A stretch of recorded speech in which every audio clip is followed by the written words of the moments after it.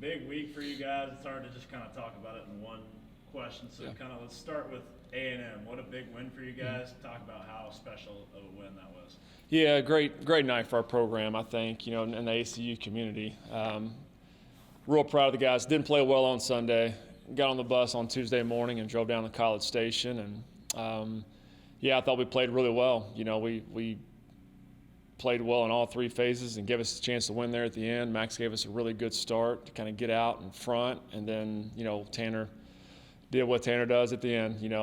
We certainly want the ball in his hand in a close game, and he delivered there, I guess, retiring the last 9 outs or the last 9 batters he faced. So, it was a fun trip, tough place to play. I think, look at the media got on the way down there. I think they were 112-9 in their last non-conference home games since 2015. So, I guess we've got 10 losses on them now. But, really proud of our guys, the resiliency, the fight, After they tied it up, we score again there, and just a really complete team win. 17 guys contributed in the game that night, so allowed us to show off a little bit of our depth, I think, which is a great thing.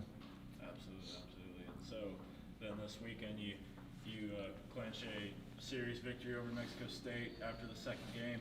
And I mean, yesterday, sometimes your pitching just doesn't work out, but you still get a series win over, New Mexico State. Kind of talk about that one, how good it was this weekend. Yeah, I think from a 4-game stretch, CJ, 4-game stretch, I think, I don't know, as tough as it's going to be maybe for us this spring. I think when you look at it from teams that have been in regionals and, the SEC opponent on the road,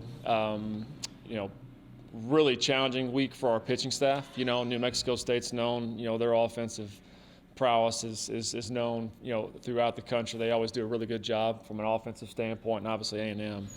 So our guys were challenged this week, which I think is a great thing. That's what we want to do with our schedule as we go through it. But finding a way to win on Friday night, another one-run game. Offense really showed up on Saturday and put 15 up on the board. I think, again, with the folks we played last week, I think we averaged right at 8 runs, a little less than 8 runs a game. So we feel really good about our chances. When we score 8, if we can play clean defense, good things are going to happen for us throughout the spring. So, New Mexico State was a good weekend for us, and great crowd on Saturday.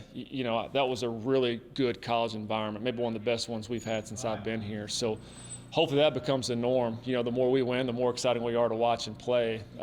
We enjoy having all the big country out there to kind of enjoy some wins together. So, good weekend for us.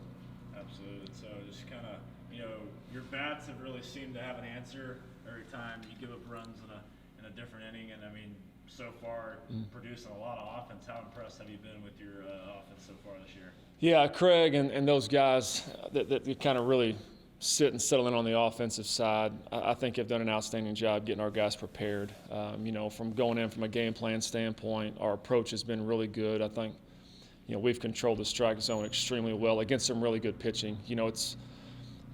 It's not real hard to go outside the strike zone and chase some pitches against A&M, when their stuff is so good. We saw some really good arms here this weekend with New Mexico State as well. So I think if that can hold, 1 through 9, we've had a really good approach. That's been really the bright spot here early in the first 7 games of our spring. So if we can continue to do that, I think good things are around the corner. Very proud of the guys 1 through 9. It's hard to even pick out one name, to be honest. I mean, I feel like every night it's been a different guy, young, old, new, been around a little bit. So I think that's what a real offense does, and I think we've got some diversity with it, with some speed, with some power, with some bat-to-ball skills. So, hope we continue to figure out the lineup. We played some guys yesterday that haven't been. I think we started 5 freshmen again yesterday when you look at it. So that's exciting. I think, again, that'll be the norm as we go through it. But definitely proud of the way they've kind of jumped out of the chute here offensively. So next week when we talk to you, hopefully it'll be the leading into conference play against Central, I believe. Correct. So you said when we talked to you last week, it was measuring stick week. A couple teams that are regularly in regionals. What did you learn, and what are you expecting here heading into another away midweek game and then another home series this weekend? Yeah, so I don't know, the toughness factor that we knew we'd have to go win in College Station, right? I think the resiliency to kind of respond back and forth. figuring out the pieces in the bullpen that we're going to be able to lean on maybe a little bit more in certain situations. And we have some guys that are coming back, I think, that we'll have back here over the next 2 weeks from a depth standpoint on the mound, which will be a great addition, especially as we go into those 4-game conference weekends.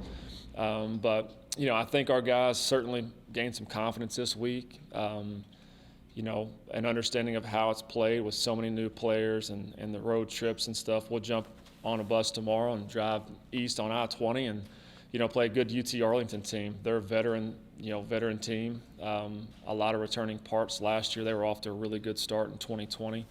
So it'll be a challenge. We'll see some really good arms again, which again is just preparing us for conference. So we always like to play well in the DFW area. We're going to pull a bunch of our players from that area, hopefully, from a recruiting standpoint. So that's important to us. I'm sure we'll have a lot of as many fans as they'll allow there tomorrow. So it should be a good ACU showing. But so we've got them tomorrow and then Arkansas State. So 4 games against Sunbelt this week. I think we'll continue to figure out some things about our team, about our lineup, about our pitching staff that hopefully will propel us and allow us to, see where we need to continue to kind of get a little bit better at as we jump into conference play next weekend at Central Arkansas. Yeah, as far as figuring things out, I'm sure you figured out a lot as far as pitching staff and that A&M win about the kind of culture and what the team is all about as far as on the field.